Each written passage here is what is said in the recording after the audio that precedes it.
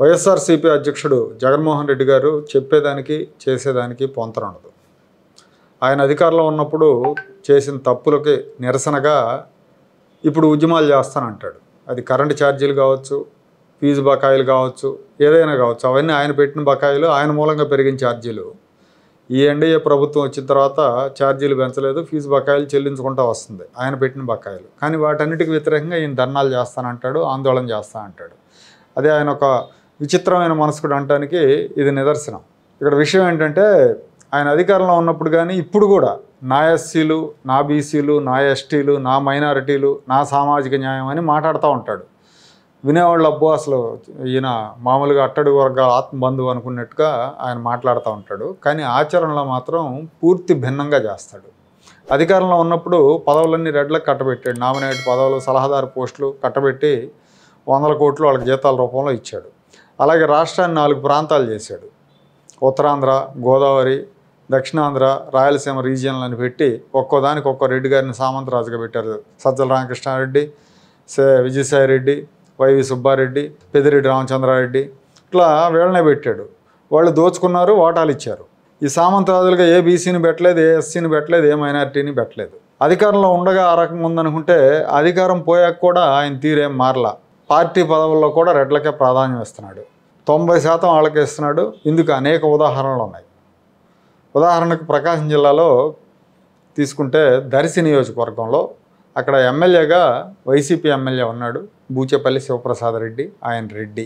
జడ్పీటీసీగా శివప్రసాద్ రెడ్డి తల్లే ఉంది, బూచేపల్లి వెంకాయమ్మ, ఆమె రెడ్డే.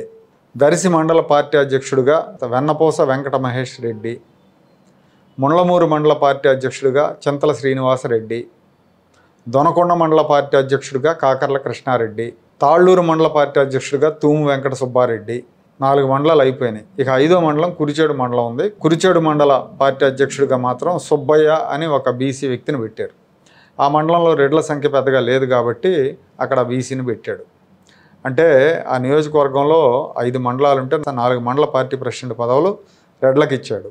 ZPTC Reddy, MLA Reddy.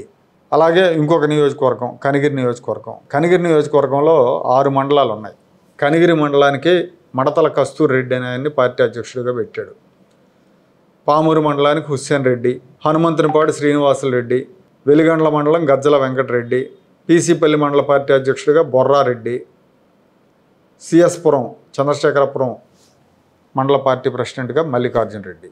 అంటే 6 మండలాలకి పార్టీ అధ్యక్షుడిగా 6 రెడ్లను పెట్టేశాడు.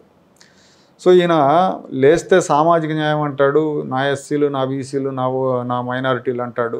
ఇక్కడ పదవులు మాత్రం, పార్టీ పదవులు మాత్రం రెడ్లకే కట్టబెట్టాడు.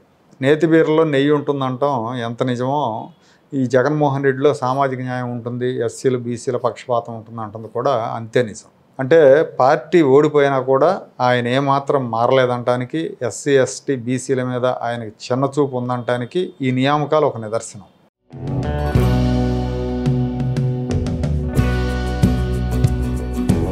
Like, share and subscribe to Rajaniti channel.